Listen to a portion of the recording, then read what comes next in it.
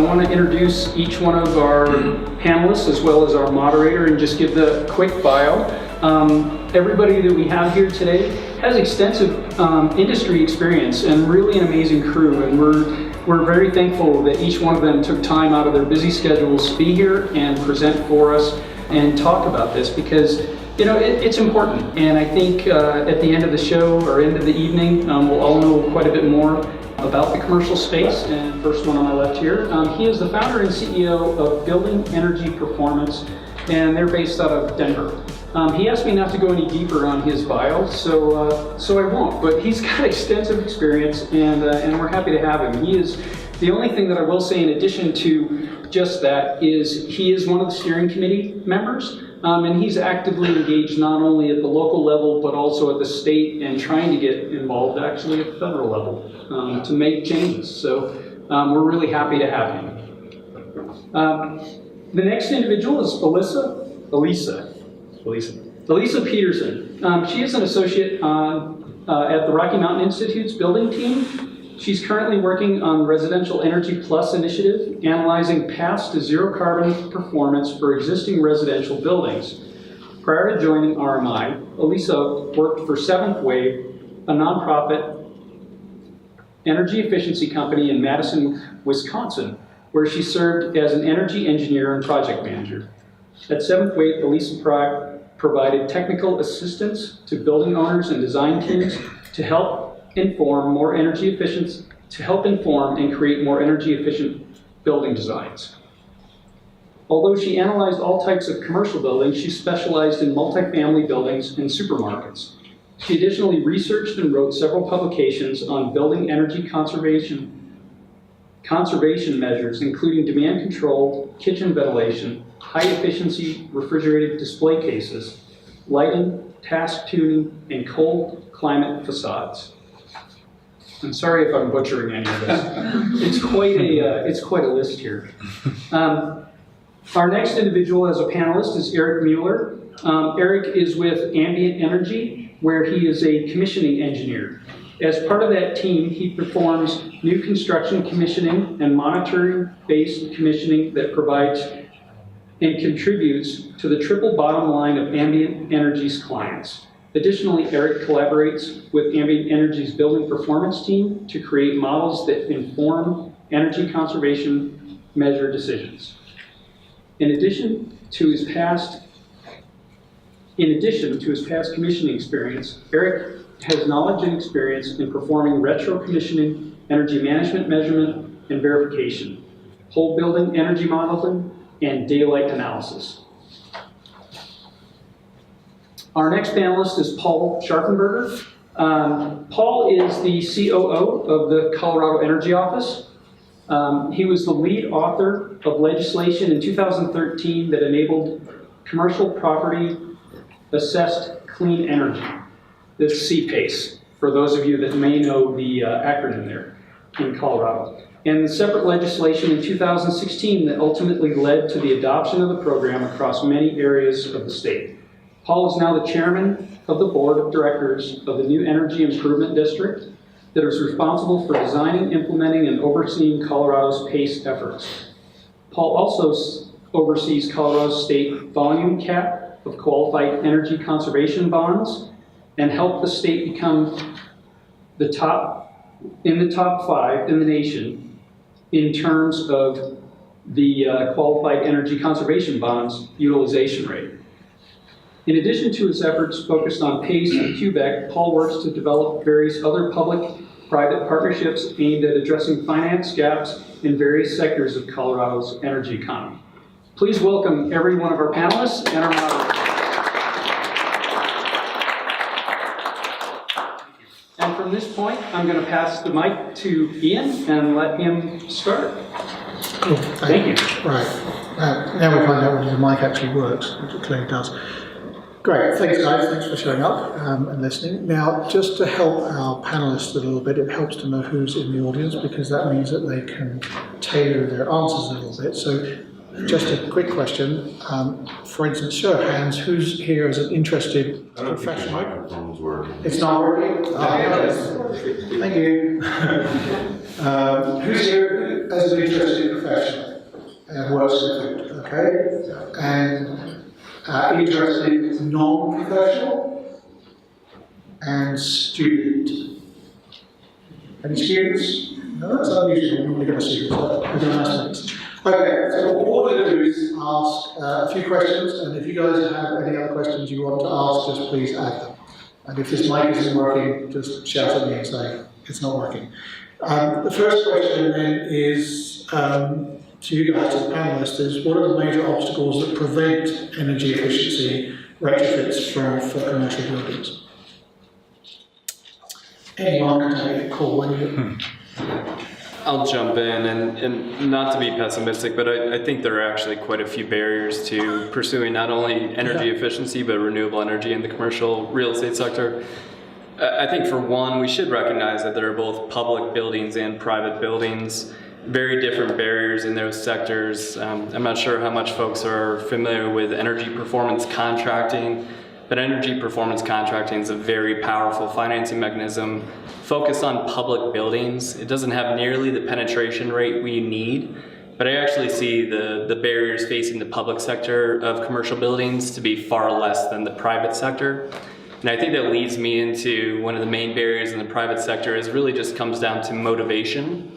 Really, the private sector doesn't have a ton of motivation right now to pursue energy efficiency, and it's for a number of different reasons. But for one, you look at hierarchical structures of private commercial businesses.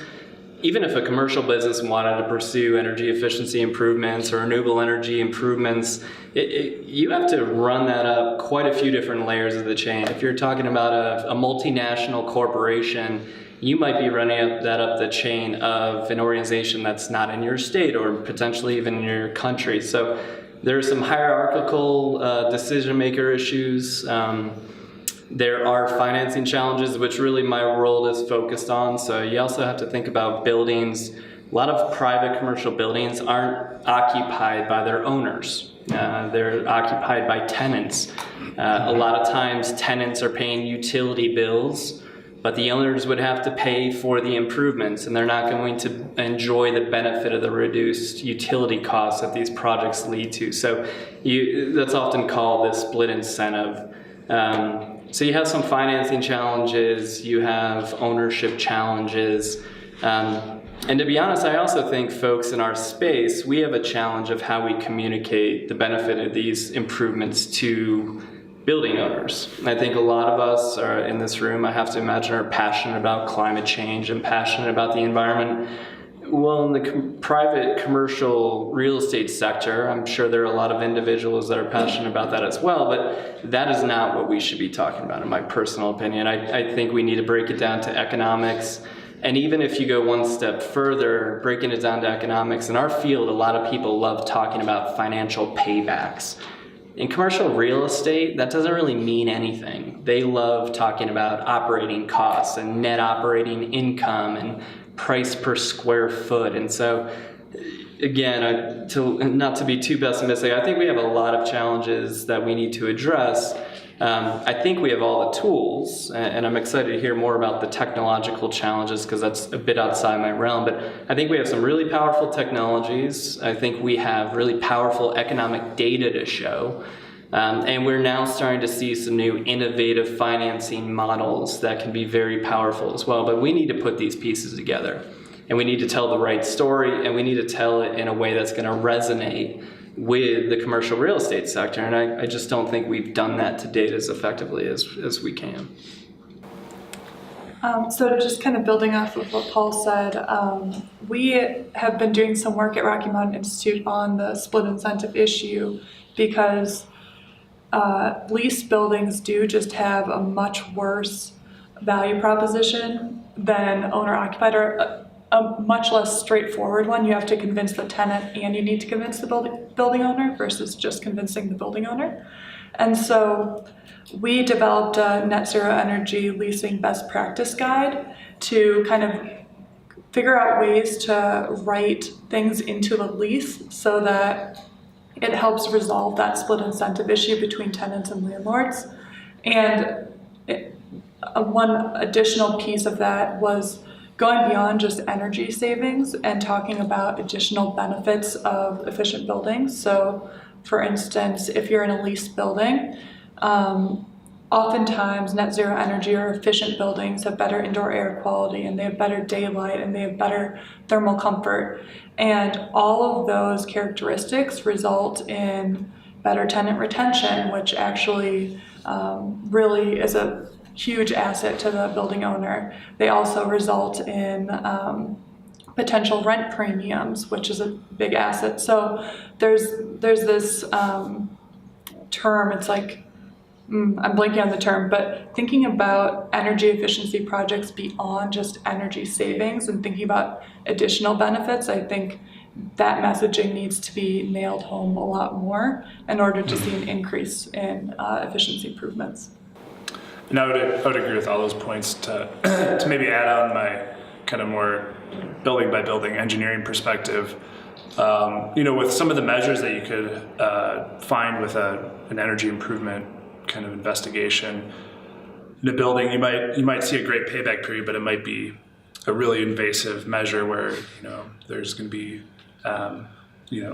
ceilings being torn up, occupied space are going to be disrupted, and all of a sudden the appeal of that payback period kind of talking back to the buy-in of kind of the organization on doing these measures and implementing and seeing them through, you can start to see kind of the degradation of the value of an improvement in the mind of an owner. And I think that's just an additional barrier to think about. Sometimes even a home run energy measure is still really tricky to implement. And even when the incentives are right, there still has to be the buy-in and the trust of the consultant and all the contractors to implement properly. And I think beyond, and also communicating, kind of branching up from Alisa's point, communicating extra value of energy improvements. If you do an audit and you look for all these, let's say you do a level 3 audit or into a retrocommissioning study, you can start to kind of unlock opportunities beyond, changing light bulbs and optimizing existing controls, and you can start to kind of delve into capital planning, long-term capital planning, things that can be part of future budget cycles and can kind of enter the conversation maybe internally in the organization, things that can be anticipated. And it's kind of an added, you can talk about the energy, you can talk about the economics, air quality, work environment, but then you can also kind of hopefully leverage, anytime there's this opportunity present to, provide value to all the stakeholders involved in that energy improvement process. So. All right, cool, guys. Thanks for that. Paul, I think you said it, not to be pessimistic, but there are, let's face it, there are quite a lot of barriers. Probably on a more optimistic note, what do you see as the current technologies or potential technologies that are going to make the situation better for commercial buildings? Well, I think the two folks next to me are probably far better suited to speak to the technology aspects. I'm a finance guy. I come from the private sector, investment banking. I primarily am focused on innovation and policy on the financing side of things. I can say lighting has changed a lot of things, and I think one thing that can be a very powerful mechanism in commercial real estate is using lighting to subsidize some of those more expensive measures that have longer paybacks. We'll see a lot of lighting companies, and this is their core business, so it's very understandable, but approaching large buildings and seeking to do lighting retrofits, which is great. But I think as an industry, we're losing an opportunity for those lighting companies to have strategic partnerships with efficiency companies and solar companies. In some cases, you only have one shot to go into one of these buildings. And if we're going to have that one shot, we should be trying to do as deep a retrofit as possible. And a lot of times lighting will have a 1-year payback or a 2-year payback or less with the new lighting technologies. And so if you're going to do that, why not go with a more efficient boiler or HVAC or even windows, which have very long paybacks, but you're all of a sudden doing a weighted average cost and payback of those measures, you've got some pretty compelling economics going on. So from that perspective, again, I think my counterparts here are better able to speak to, but innovation goes beyond just technology. We've had a huge issue with finance. A lot of companies can self-finance, and that sounds like the optimal scenario. We're actually finding it's not. If a company chooses a self-finance, a lot of companies have annual budget cycles. And so if they say, look, we're just gonna turn around and self-finance this, they're typically going to do it in phases to correlate with their budget cycles. And anytime that you leave it to a company that really this is not their specialty, even if they have very capable facilities managers, it's still a lot of work to be designing these retrofit projects. So if you go in a phase cycle, a lot of times they're gonna hit the low-hanging fruit and they're gonna stop. So we're actually viewing third-party financing as a key in this scenario. Do it right in one shot, if possible. But with financing, you then are looking at, do you take a commercial loan? Well, if you do, you better make sure that you have loan terms that are commensurate with how long you plan to stay in that building. It was counterintuitive to me until I got involved in this space, but the typical property hold on average is 5 to 7 years. So say you were able to get a 10-year loan for one of these improvements, but you don't know if you're gonna be there for 10 years, you're just never gonna do one of these projects. So that's really where my world has focused, is on trying to develop financing programs that allow commercial property owners to pursue these financings, but potentially not have to pay that obligation if they leave that building. Property assessed clean energy is one of those tools. Even some green leases are great programs. So really just trying to focus more on the innovation side of how do you actually pay for these measures, recognizing that commercial building owners sometimes don't stay there that long. They have competing budgetary interests. I mean, you've kind of got to structure the capital in a way that's also addressing some of the unique needs that they have as profit-minded commercial businesses. It's challenging. Paul, I think that the early adopters in solar and better than average energy efficiency buildings are often altruistic driven rather than policy driven. And my brother and I talk about approaching Jared Paulus about solar for landlords. I think that every church, school, and city building should be covered in PV today so that every little kid walking to school just thinks it's normal. All buildings get PV, you know, rather than be something that's new and an add-on or an expense or something. It should become normal. So I think that long-term holders, schools, churches, universities, they should be the early adopters. You know, our policymakers should get those people on board first. And then me, I'm a landlord. I'm building 26 units soon, and my brother says, no PV, nah, there's not enough tax advantage to it, forget it. We'll wait. And I understand his opinion, but as a landlord, I should be incentivized before the first-time homebuyer, probably. I'm much more apt to do it because I do own buildings for 30 years. Average home buyer, I don't know, Boulder County probably sticks around for a year and a half or something, then sells into the next $1 million house. You know, they just. Solar for landlords makes more sense than solar for individual home buyers. It's just that the taxes are easy to do. It's easy to give the homeowner the tax thing, I think. And I think that you guys should really incentivize the long-term holders first and most. I think it's a good point. I think if that's why I started speaking about kind of government buildings, they're long-term holders. I do think the challenges are fewer.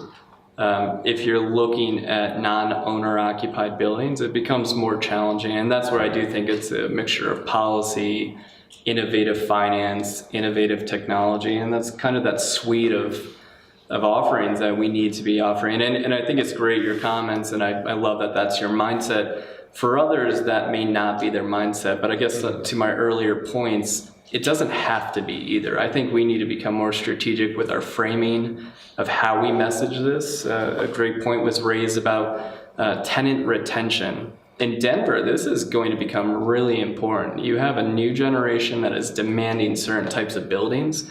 We're already starting to see folks are not going to keep their tenants unless they're high energy performing buildings, they're comfortable, they're innovative.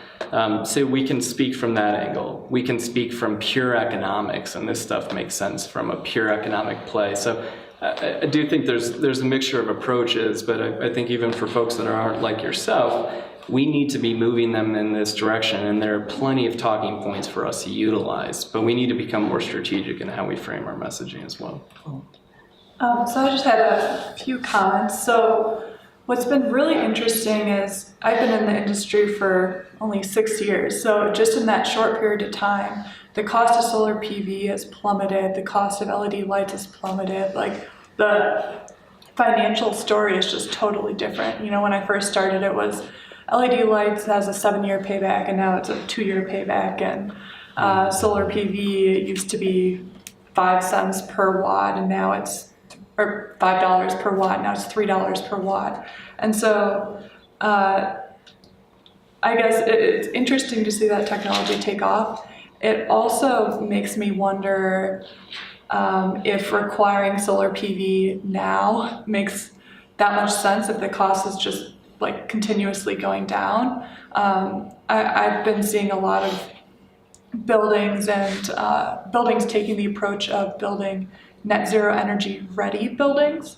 And so what that means is really just diving deep into efficiency so that when they have the funding that is available or solar PV hits whatever price point they're looking for, they can just put solar PV on the roof and be net zero energy. So and that doesn't take a lot of prepping, I assume. You need to put some conduits in buildings that you can later pull wire, right?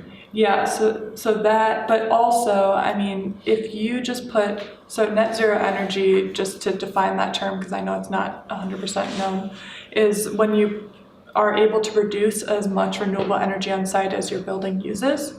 And so another aspect of being net zero energy ready means having an efficient building so that if you cover your roof with PV, you will be able to achieve net zero energy on site. And that's not, a lot of commercial buildings aren't able to do that because they're not efficient enough. So if you're starting to be a 3-story building, you need to do significant efficiency measures in order to be net zero energy. And oftentimes energy efficiency measures are more cost effective than solar PV. So it typically makes sense to kind of do the cost effective efficiency measures, then do solar PV so that you're sizing that PV system appropriately and you're not just paying for more energy than you really need. And I think one thing I'd add to all these great points is maybe it's a plug for building commissioning, which I'm really involved with, is the Building Commissioning Association has found the average retro commissioning project for an existing building, which is doing a retro commissioning investigation and then overseeing an implementation of the measures and measuring performance afterwards. The average payback period of a project like that is 0.9 years. And that's in just energy cost savings as the payback. So, if you add in other benefits like both of my peers here have mentioned, you could make an argument it's even better. And on the new construction side, when you do new construction commissioning, which is you're involved from the very first conversations with the client or owner of the building usually. And that's where you can say, hey, what are your sustainability goals as an organization, whether you're public or private? You have this energy use reduction goal for each building, but you also have, I saw you have this goal for net zero by 2030 or whatever your goal might be.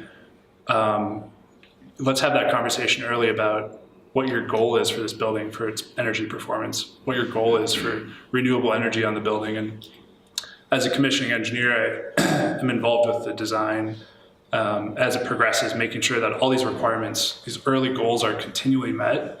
And as the building begins to be kind of constructed, equipment started up, not only am I involved in kind of the HVAC and controls and making sure things are efficiently programmed and implemented, but we're also involved in the renewable energy systems, making sure that inverters are all wired properly, that the startup process for the array is going to give you the performance you want, looking for defective modules, a whole host of issues that you could really hurt your payback period of a system. But the average payback period for new construction commissioning is 4.7 years.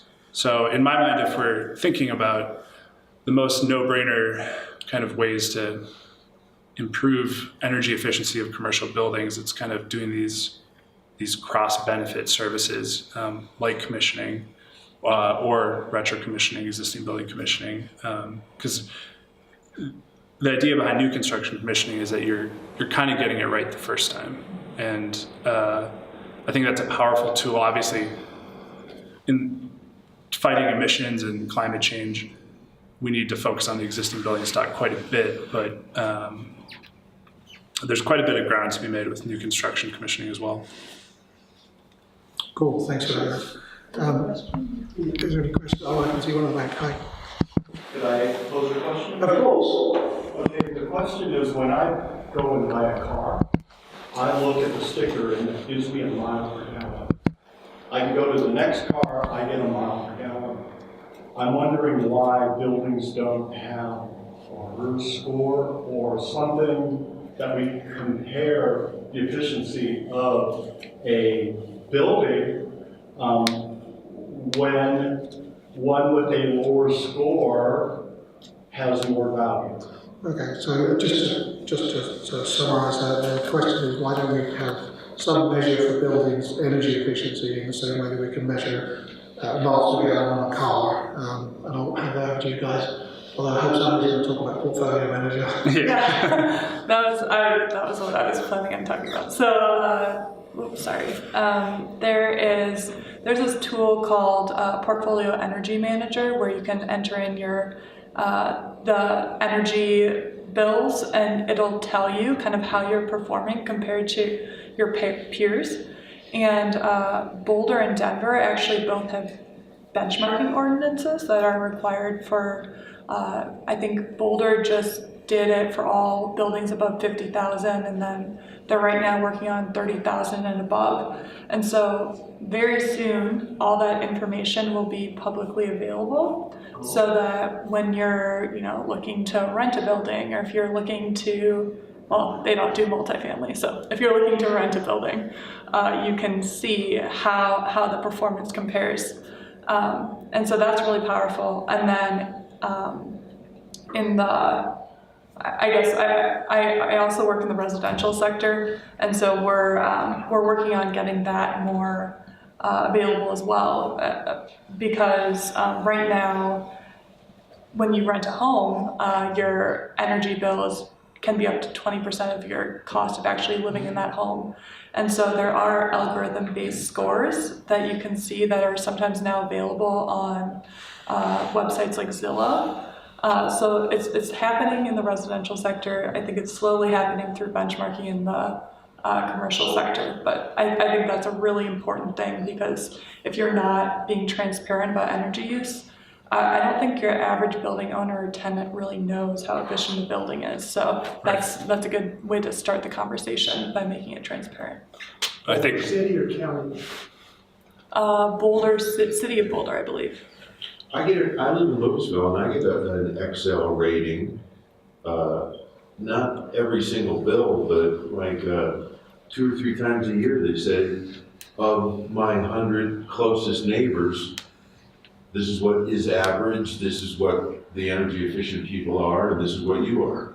And I think one difference maybe between that kind of raw, that's based on just raw energy, how you compare just raw energy. What the Energy Star portfolio manager can do is kind of say, okay, so let's say you're a school. How many students do you have at your school? How many computers do you have?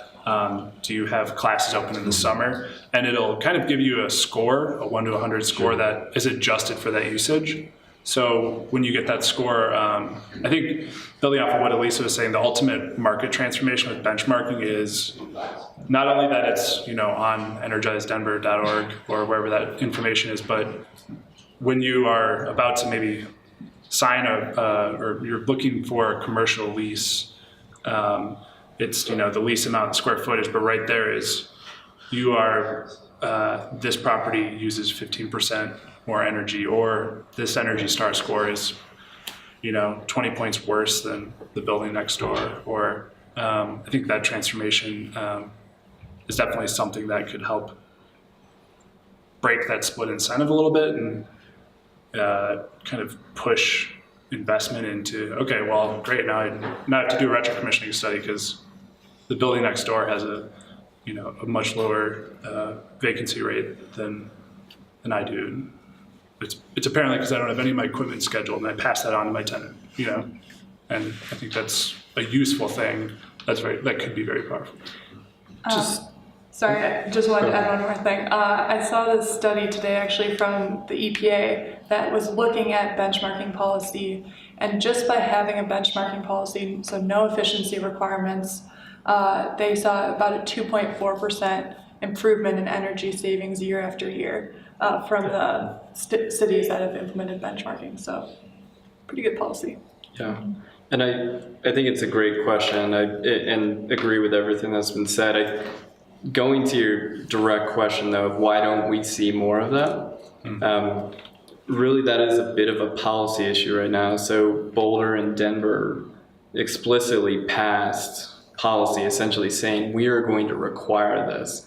So I think we all agree it's a really powerful policy mechanism. You're essentially providing a very understandable number for everybody. I think why we don't see that more widespread is because, again, you kind of have to mandate that. If you leave that to the private sector, it's an added cost. And you have to get that on multiple listing services in order for it to be used. And there's a lot of pieces involved there. So that very much is more of a policy mechanism that I think really should be looked at far more and utilized far more. But the reason you don't see it more is because it really does come down to a government essentially adopting that policy and then dictating it, which doesn't fly everywhere. There's a question in the back. Okay, yeah, thanks, Ian. Building off of something that you said, Alisa, building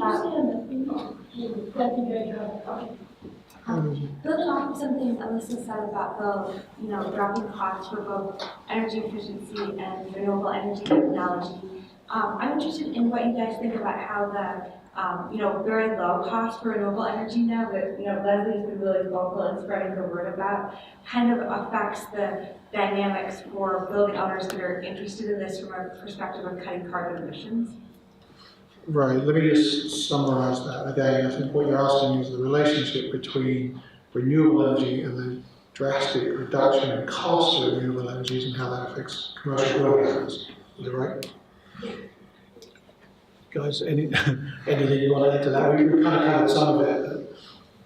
Yeah, so when I'm looking at a building, I tend to look at it pretty comprehensively. So I will model energy efficiency measures, and I'll model cost and renewable energy. And there's definitely still energy efficiency measures that are going to win out over solar PV. Solar PV still has, roughly a 10-year payback. I know that's not the right term to use, but that's the way I view it. And oops, lost my train of thought. So yeah, I guess, but it's definitely something that we've been talking about in that, like for instance, I was doing an energy model and we were working with Passive House, which if you're familiar with that, they're very into significant insulation, and essentially you insulate the building so much that you can downsize your HVAC system and it just creates a very efficient building. But when I was doing my energy modeling, my cost optimization, I had found that insulating to Passive House levels wasn't as cost effective as adding solar PV to the roof. So you do have to kind of change your thought paradigm, because all the costs and technologies are changing. And so it's important to like not just do an analysis 10 years ago and be like, well, that's the way it is. Like every few months, it seems like it's changing.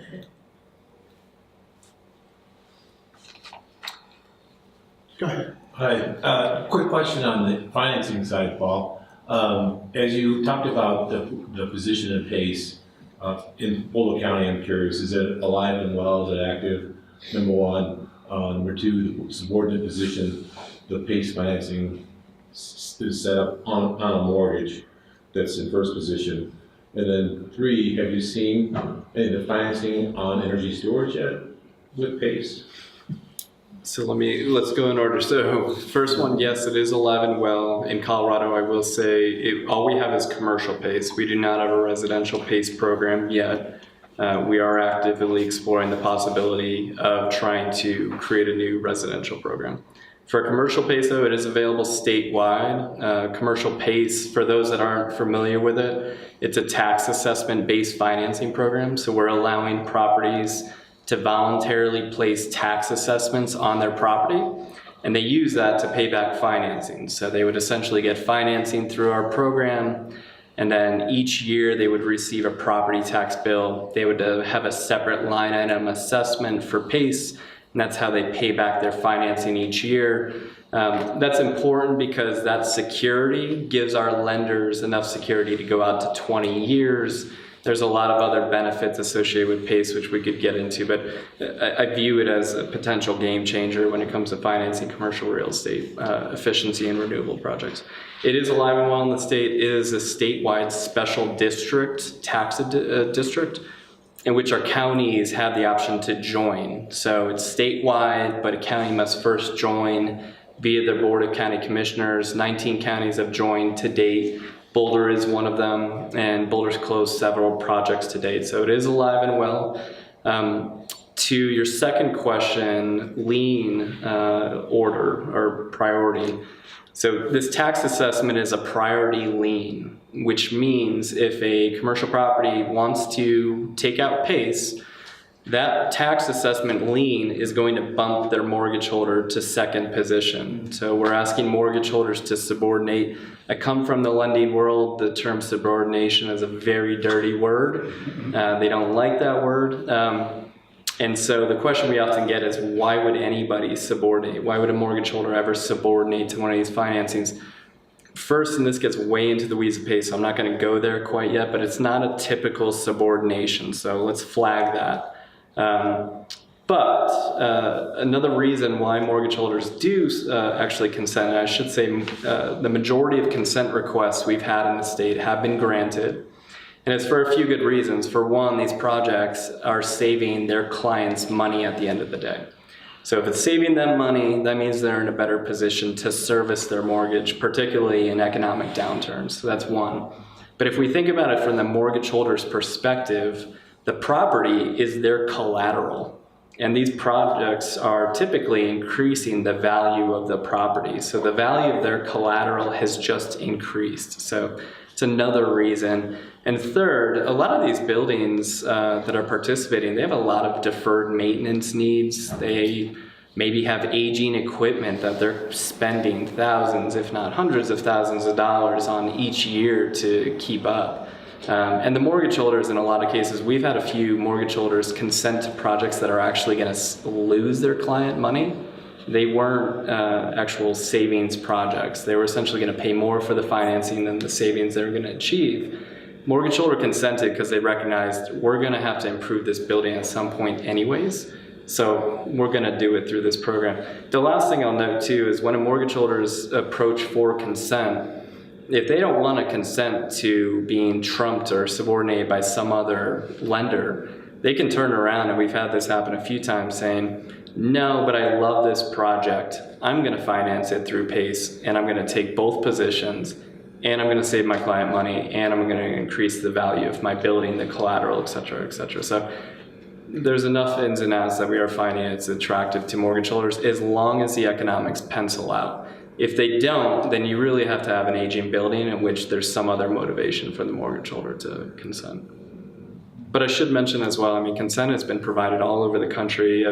Our PACE program's relatively new. We've only been up and running for about 18 months, but you have commercial PACE programs dating back to 2010, 2011, and all the major banks in the country, including in our program, we've had Wells Fargo and a lot of the major mortgage holders in the country consent to PACE projects. So it's, I think it just shows if it's the right project, it's the economics pencil out, it makes sense even for the mortgage holder. So the third part of that was energy storage, and can't you be involved with district energy where it serves the benefit of more than 1, 2, 3 structures in the commercial definition? You know, this could have taken place in somewhere else in the country. I'm not aware of it. I've not heard of any energy storage project getting financed through PACE. That's not to say it hasn't happened. That said, I mean, we just saw in Colorado quite a few solar and energy storage projects at the utility level get proposed that had really attractive economics. So I have to imagine if it hasn't happened yet, it will happen as energy storage, the economics are becoming more compelling. Mm-hmm. And I will say the threshold in our bill that projects have to meet, it either has to, in order to be eligible, the measure has to either lead to a utility cost reduction, or it has to lead to an increase in renewable energy generation. So that means a wide mix of projects are available. Energy storage is available. You could even have on-site small wind. It could be ground source heat pumps. So it's absolutely eligible. You just gotta make sure the economics pencil out. Historic preservation would be a good application, potentially. Yeah, I could see that. Aged infrastructure. Right. Yeah. I could see that. Question? Yeah, two-part question. So for a lot of figuring out these projects for how to add efficiency in the building, are these the kind of projects that you don't need to know much about the building, you just already know it's worth going in and doing? Or is there a lot of data that needs to be assessed to figure out what's the appropriate project? And if the data is needed, is this the kind of data about the building that's just already lying around in energy bills and you can figure everything out from there? Or is there work that needs to be done in terms of blower tests and putting in sensors? Is there an activation energy to even figure out how to do these? I'm going to summarize that just for the tape. So what I think I hear you saying is how much work do you have to put into an energy audit of a building to determine whether it's economically viable to do a retrofit? Essentially. I think I could speak to that. Previous clients I've had, let's say, I had a big healthcare client in Wisconsin that I used to work with. They had a building portfolio of various clinics, large hospitals. They had an energy reduction goal. So that drove, that's what got us in the door. They said, we're reducing energy. We know you can help. Which buildings do we want to do? We have Energy Star scores on some, but we don't necessarily know, these are going to be the good opportunities or not. So as an engineer, what I would look at, talking about the different types of data you mentioned, Energy Star score is a great starting spot, especially if they're in the really lower range, like 1 to 15. I usually have a pretty good idea. There's some, you can't speak with certainty, but I know there's probably going to be some kind of really low-hanging fruit there, scheduling equipment, lighting retrofits, things like that, like Paul mentioned, can be blended towards kind of a bigger package. But then I can also look at, utility bill profiles across the year. If heating is flat across the year, I kind of, yank my collar a little bit and get nervous and know there's gonna be opportunities for optimizing heating sequences in summer seasons. You can dig into more interval level data if you really wanna get a better picture before you say, we should do an audit here, an investigation. So you could call Excel Energy and say, can I get 15-minute electrical demand data for this building after your client approves? And the account manager will say, from Excel would say, yeah, sure, here's all the data, and you can get a really good idea of interesting things happening in the building. If that's flat across the day, that kind of confirms my hypothesis that scheduling is missing. Modulating equipment like pumps, fans, motors, things like that, they're not modulating properly. Maybe there are overrides in place in the control system.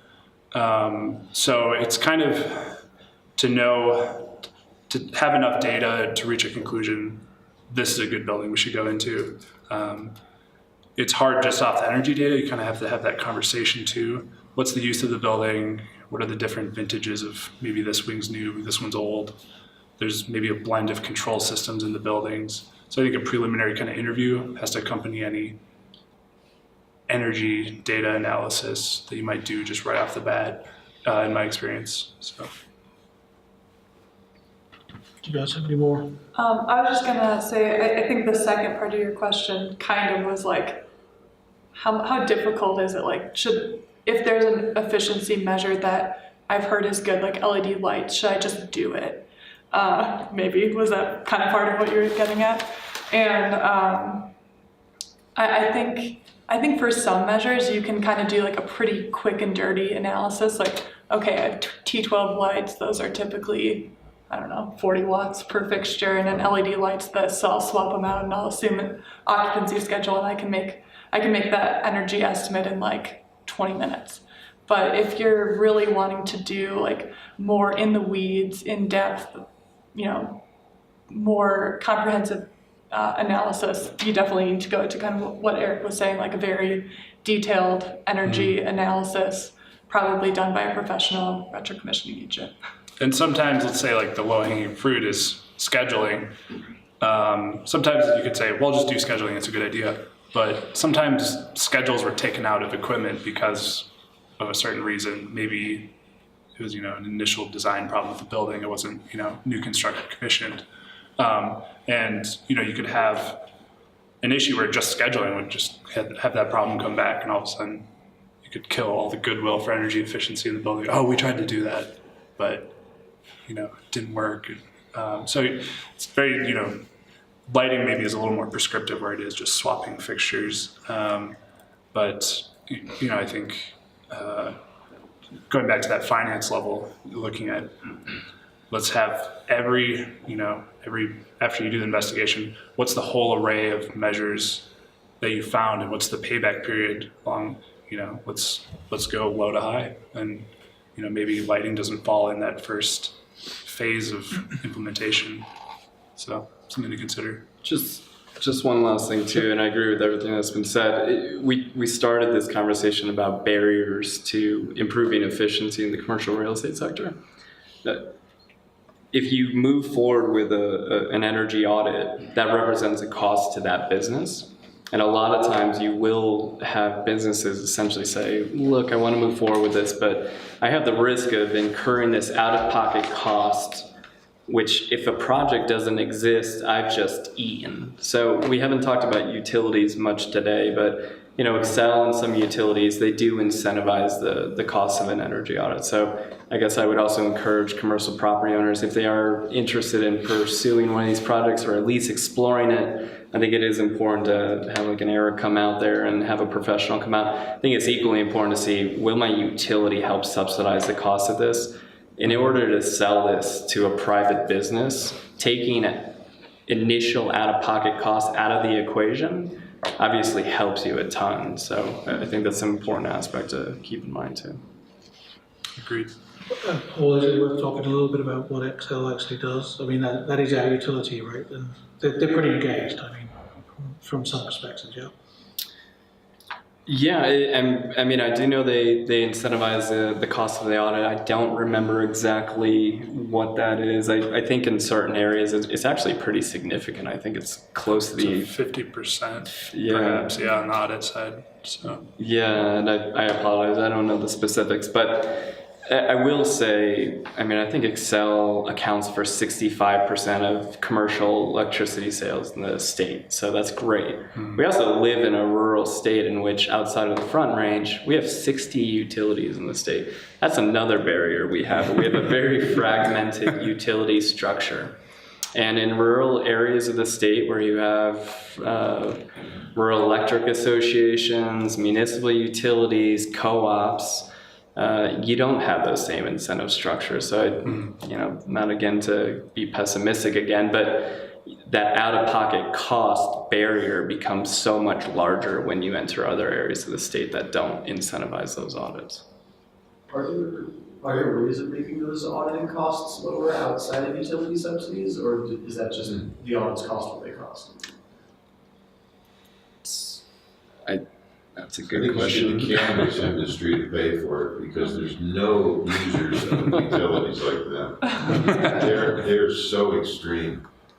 I was working on a feasibility study for a 70,000 square foot building to be split up into about a dozen smaller grows, because nobody really grows 70,000 by themselves. They typically have 5 competitors next door to each other growing. And I was only $1,000 into the billing when I got a phone call from XL and they said, dude, we're not gonna have that many amps in your neighborhood for another 3 years. And, you know, my client wet his pants and then lost his earnest money. And Yeah. But those guys, I mean, if you can fix that industry, my gosh. They're intense. That's a tough nut to crack. I will say, just back to your question quickly, I'm the last person to talk to you about energy audits. I've witnessed them, but I don't know much about them. I will say, you're talking about time and FTE, and it does take time for folks to go out and go through and analyze your energy consumption, and they're on site. And so I think the costs you're looking at are the cost of a private business, trying to compensate themselves for their man hours to perform the audit. So I can't speak to how much you could reduce them, but you're ultimately looking at a service being provided to you that you've got to pay for. And I think, like Eric mentioned, that the cost is pretty low actually, and it in general pays for itself within a year. So, just do it. Yeah. And I would say too, Great salesman. kind of going back to the cannabis industry comment. So I know the utilities have the audit incentives, but they also kind of have these special prescriptive programs for like niche kind of, I don't know, I've seen like, greenhouse, like they'll incentivize, putting like an insulative wrap around the building at night. They'll incentive, maybe it's $50 per square meter of that material, but they do kind of work with different industries and have like incentives that are aimed towards opportunities they know are kind of the low-hanging or the more low-hanging fruit within a certain. So hopefully, I haven't checked what Xcel Energy's prescriptive energy incentives are for the cannabis industry lately, but hopefully they're working on that and recognizing that it's it's an important. And at the end of the day, they're mandated by law to show energy reduction. As much as we'd like to think they're being philanthropic by giving out all these incentives. It's the stick, not the carrot, really, and that's fine. But they have this incentive to partner with different stakeholders in the energy consuming community at large, and hopefully they're targeting those. There's actually some legislation out there trying to work with Xcel because Xcel's not providing them with any incentives right now. So, Really? Yeah, but there's some legislation out there that they're trying to get together. At a state level. At a state level? At state level, yes. Right. One other quick question, Paul. The agricultural side, is there a threshold that you have to meet in order to be eligible for the PACE on the commercial for agricultural use? No, and in fact, in our legislation, we kept the definition of commercial very broad. It's your typical office retail, but it also includes industrial, includes agricultural, it includes multifamily housing, 5 or more units. So it essentially, any non-residential building can participate in commercial PACE.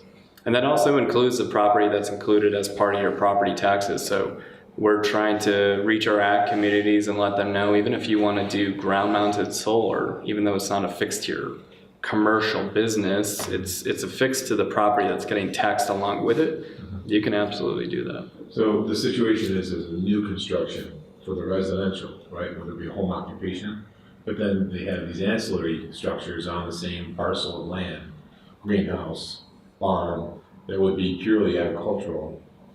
So I don't know if that would meet the definition or not. That one's difficult because if you have a mixed use property, it kind of depends on how is it being taxed. Is it being taxed as a commercial property or residential property. We have had properties that have a commercial side and then a primary residence on the same property. We have been able to approve them in the program, but it does get into the weeds of taxation. Again, it's a commercial program, so we just have to make sure that it's divided in a way that we can reasonably place the assessment on the commercial portion of that parcel. Again, that gets really into the weeds of it. Sure, yeah, that's where I was going with that district energy and bifurcating or dividing up in thirds, and how the beneficiaries of the energy generation with ground source, large horizontal loop field, serving all these different uses, and then holistically layering it with renewable energy and other energy efficiency measures for existing and then new construction, all within the same site. Right. Pretty challenging, but yeah. It is. I think the one thing to note about PACE is, again, it's fairly new, and it is being used now for completely different uses than it ever was before. So one example is some folks in other states are using PACE to finance solar prepaid PPAs. It kind of, I offer that to say, there are new models of PACE that I don't think we've even scratched the surface on. We just need to continue to be creative and make sure that we're operating from within the statutory confines that we're working within. But I think there are new innovative models that we can deploy it towards too. I think we've got one more question at the back. Yes, my question is, the bailing on non-residential houses of worship, where are they in the spectrum? So the question is about houses, churches, houses of worship, and how they deal with energy efficiency retrofits from a funding point of view, or from a technology point of view, or from any point of view. Excuse me? So you're talking about houses of worship and how they deal with from a retrofit and energy efficiency point of view. Qualified in PACE. How they were qualified in PACE. Okay, because it's yours, Paul. It's a good question. Obviously, PACE is based on property tax collection system, so it would be intuitive to think, well, if there's an entity that's not paying property taxes, they can't participate, and that's actually false. So as long as a commercial property has a unique parcel ID, which nearly all of them do, and if they don't, the county can create one, they can still receive special assessments. So under the example of a church, they would receive a property tax bill, which would say property tax is 0. They'd have a separate line item assessment that would be their CPACE assessment, and they can get billed by the county. The challenge that you find with houses of worship, if they're being non-tax paying entities and they want to pursue solar, you can't necessarily take advantage of the investment tax credit, the federal incentive offered. So that's why we're actually looking at that prepaid solar PPA model, because it's a way to monetize the tax credit. If you have a third party that's able to essentially take advantage of that tax credit, pass it on to the house of worship, and they're utilizing PACE, that's a model that's attractive to us. So we're sort of coming up on time a little bit. I was going to ask you guys to give, if you like, a success story or something from your own background where you dealt with retrofit, a commercial building that went well or made a major impact. Yeah, I have, if you want me to focus on retrofit, I have a good retrofit one. Please. So I was actually also used PACE as well. So I was working with a property manager in Denver who was really interested in bringing her portfolio to net zero energy over time. And so what that means is you kind of do upgrades at the most cost optimal time. So for instance, when you're getting a new tenant, you install LED lights. When your rooftop unit dies, you buy more efficient rooftop units. So everything is an incremental cost, not the full cost. And she just completed a commercial PACE project that was triggered by her rooftop units being at end of life. And so normally what that would mean is she would have to finance new rooftop units. And she could pass some of that cost through to the tenants, but not the full cost. So what she did was she looked at a commercial PACE project where she changed out the rooftop units, made them more efficient, but then also looked at lower payback energy efficiency measures, so lighting and controls, water, and was able to make the payback within 20 years. And so because normally that doesn't sound super impressive, but because of PACE, you pretty much realize the savings as you're paying down your PACE loan. And so if it's a 20-year payback and you have a 20-year PACE loan, it's essentially cost neutral. So she didn't need to get financing to pay for her rooftop units, and her tenants, I think it ended up being like an 18-year payback. They wanted to get it within the 20-year threshold. So her tenants will see very, very minor savings, energy savings for 20 years. So pretty exciting, 30% energy savings, no cost. It's hard to top that. I guess if I were to come up with, it's maybe a simpler scenario, but it was an existing building retro commissioning project. For anonymity, it's nondescript building in another state, but they had a $10 million per year energy cost. So from a financial perspective, that's something to think about. And through a retro commissioning project, with a total project cost of about $450,000, we were able to save them $500,000 a year in energy costs before incentives. So that payback period was about 0.8 years. After incentives, it went down to about 0.3 years. And I mean, it just really shows like there's a lot. Like that was just one building. It was a few million square feet, but there is so much opportunity in existing buildings for reducing energy use, and seeing all these financing innovations like PACE and C-PACE coming along is super exciting, and I'm super excited to see where we can really push our existing building stock energy performance-wise, and that building really made me realize that strongly, I guess. I mean, I love the examples just provided. I really like some of the big building projects just for the pure fact that you can focus on numbers. I've been in meetings where if you get them right in front of the right person, we had one recently where it was in front of the CFO of a very large company and they were a portfolio holder of buildings, but this one building in particular was just bleeding energy. And they didn't know it. And just having the right decision makers see the economics of this and them understanding like I could save several $100,000s every single year. I mean, it did show me like getting outside of kind of my personal interest in this world and focusing more on this guy didn't really care about the environment or climate change or any of these other things. And I just love seeing that they don't need to. We were able to show him why his motivation of improving his profits allowed us all to go in the same direction. I thought that was really exciting. But for me, I mean, I love those projects, but one of the most exciting for me actually was a very small project we did recently. It's still hard to get financing for really small commercial properties, and I'm a little more sensitive to our mom and pop shops. They want to pursue these types of improvements. They don't necessarily see the huge paybacks or the huge savings, and compounding matters is nobody finances those projects because those lenders don't make any money off of those projects. You can find a lender to finance $1 million project all day long. In fact, we don't have enough projects for all the capital that wants to support our PACE program. But it's really hard to find people that are going to support a $50,000 project, and that's kind of sad. So we had a small little orchard out in Hotchkiss, Colorado, pursue a solar installation. It was a $60,000 project, and they got financing from a local lender that's participating in our program. I thought that was really cool just to see a small project really trying to do it for idealistic means, but it was also saving them money. And we were able to get a lender that really didn't make any money off of this project, but wanted to do it because it was community focused. I thought that was really cool.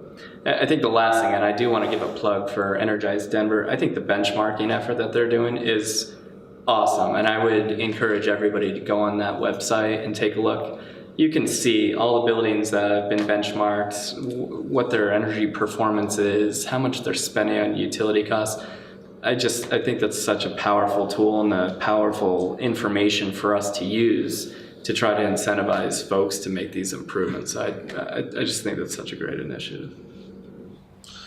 Well, we're kind of on time now. So, Alisa, Paul, Eric, thank you very much for your time. We appreciate all the expertise you brought to the panel this evening. I think we'll wrap it up. You guys can stick around for maybe 10 minutes. I think a few people might have to ask you a few questions offline. Do I need to say thank you very much, guys, for your time?